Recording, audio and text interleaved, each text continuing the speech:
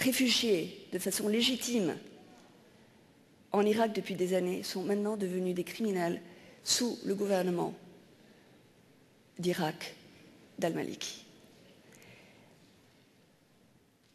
Il y a des réflexions à faire parce que tout ceci, toutes ces informations que nous lisons comme si de rien n'était, sont venimeuses et sont dangereuses. Et il faut contrecarrer tout cela.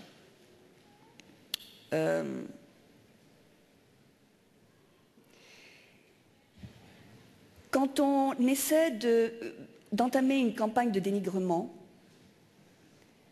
la première chose que l'on fait, c'est atteindre la tête de ce mouvement.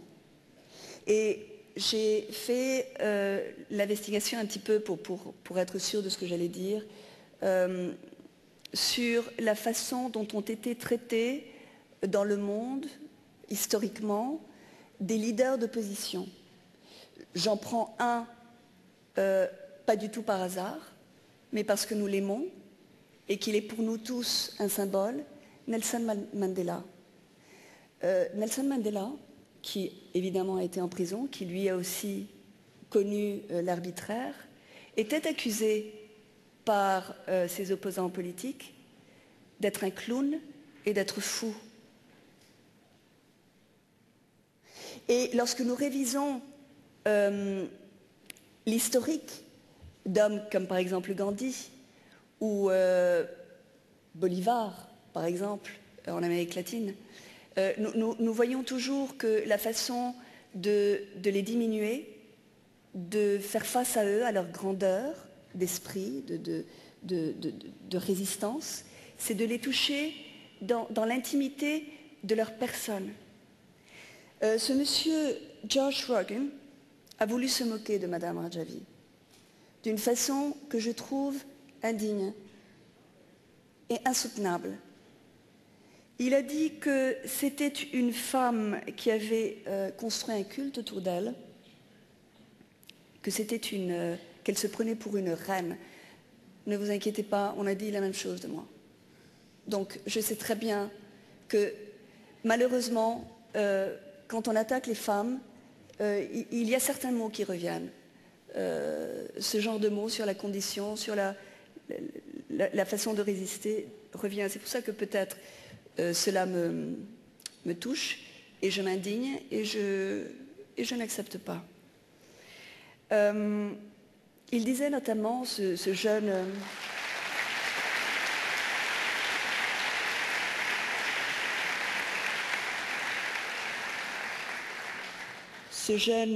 George Rogan, que j'aimerais connaître. J'espère vraiment que vous l'inviterez un jour pour qu'il puisse nous exprimer ses idées. J'aimerais beaucoup le connaître. Il disait que c'était un culte de la personnalité, le mouvement présidé par Madame Rajavi, parce que les gens s'habillaient pareil. J'imagine que dans les campagnes américaines, à la présidence, lorsque les uns et les autres mettent les t-shirts de leur leader, c'est aussi des cultes à la personnalité. Je crois que nous sommes en train de faire une campagne.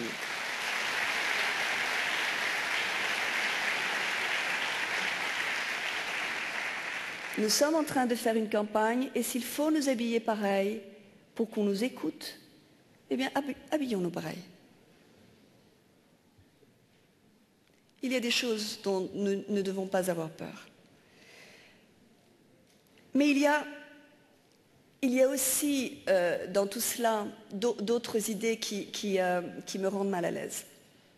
La première étant que il y a eu un hearing dans le House of Representatives aux États-Unis il y a quelques semaines, dans laquelle les représentants américains, Dana Rohrabacher et Ted Poe, ont posé des questions à une femme extraordinaire que nous aimons et que nous admirons, Madame Clinton. Et on lui a demandé sur Ashraf. et sur ce qu'elle pensait de ce qui se passait et quelle était la politique des États-Unis face au camp d'Ashraf. Elle a dit des choses très importantes, je crois. Elle a dit qu'effectivement, les États-Unis voulaient faire en sorte que le gouvernement irakien stop the harassment. Je crois qu'elle a bien utilisé le mot, qu'il n'y ait pas de pression de la part du gouvernement irakien par la force, de harassement contre la population du camp d'Ashraf.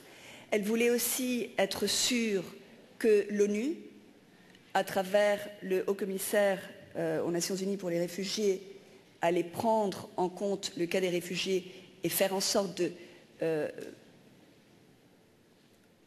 être présent et de faire le monitoring du campement, ce qui, là encore, me paraissait important. Et puis, elle a eu une expression qui m'a laissé interloquer. Je l'exprime en anglais puisqu'elle l'a fait elle-même en anglais. Elle dit « If the MAC really wants off to be off the list of foreign terrorist organization, it should get with the program at Camp Liberty ». Alors, traduction, si le mouvement MAC veut être retiré de la liste des organisations terroristes dans la liste que le State Department a d'organisations terroristes étrangères, il faut qu'elle collabore avec le plan de Camp Liberty. Alors, pourquoi est-ce que je suis interloquée? C'est parce que cela fait des mois que nous demandons que justice soit faite.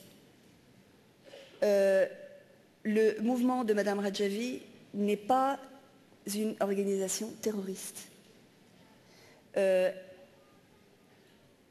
L'Union européenne l'a reconnu. La justice européenne l'a reconnu. La justice américaine également. Et a demandé au State Department de faire en sorte que le mouvement ne soit plus sur la liste du State Department des organisations terroristes étrangères. Et ce qui m'interloque, c'est soit on est une organisation terroriste, soit on ne l'est pas. Mais on ne peut pas ne pas l'être si l'on accepte des conditions qui n'ont rien à voir avec le statut. Si on est considéré organisation terroriste, voilà, on l'est. Mais on ne peut pas ne pas l'être parce qu'on ne collabore pas dans un programme X ou Y.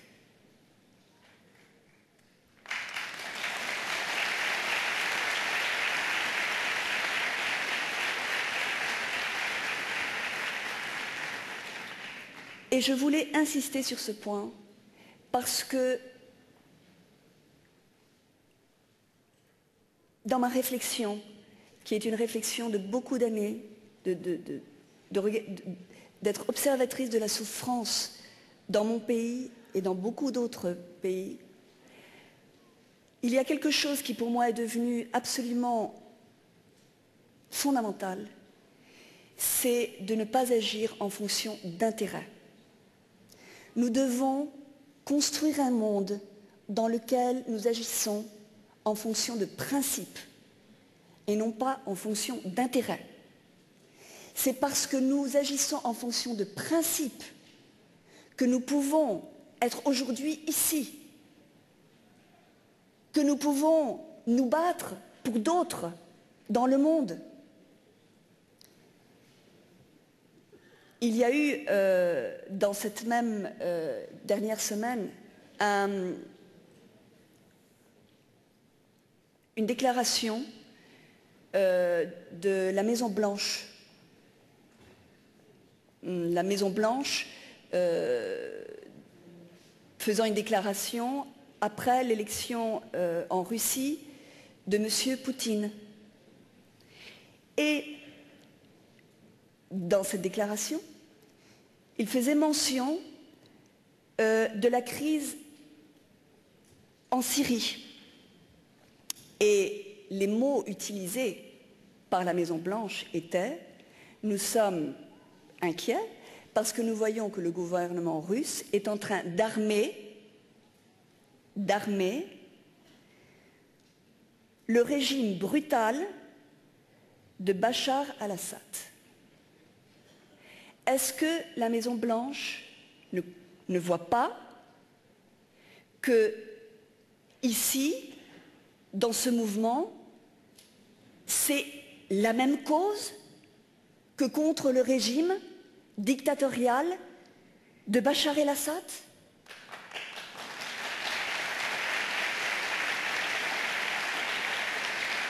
Pourquoi y a-t-il deux poids et deux mesures? Quels sont les intérêts qui font que dans un cas, on demande à ce que les choses se fassent d'une certaine façon et dans un autre cas, on demande à ce qu'elles se fassent d'une autre façon? S'il doit y avoir une cohérence dans la pensée et dans la politique des affaires étrangères américaines, si les affaires étrangères américaines sont contre le régime de la Syrie, alors, avec cohérence, il faut qu'elles défendent le camp d'Ashraf. Parce que nous sommes en train de parler des mêmes vies humaines. Et parce que nous sommes en train de parler des mêmes ennemis. Et qu'il me semble qu'il est important aujourd'hui que nous soyons conscients de qui sont nos alliés et avec qui nous devons nous confronter. Et aujourd'hui, quand nous rendons hommage aux femmes d'Ashraf, nous rendons hommage à la liberté, à la démocratie, aux héros inconnus qui se battent en ce moment dans les pays arabes pour que le printemps arabe ne soit pas une désillusion et que le printemps arabe rende à la femme la place qu'elle doit avoir dans les pays arabes et dans le monde. Merci.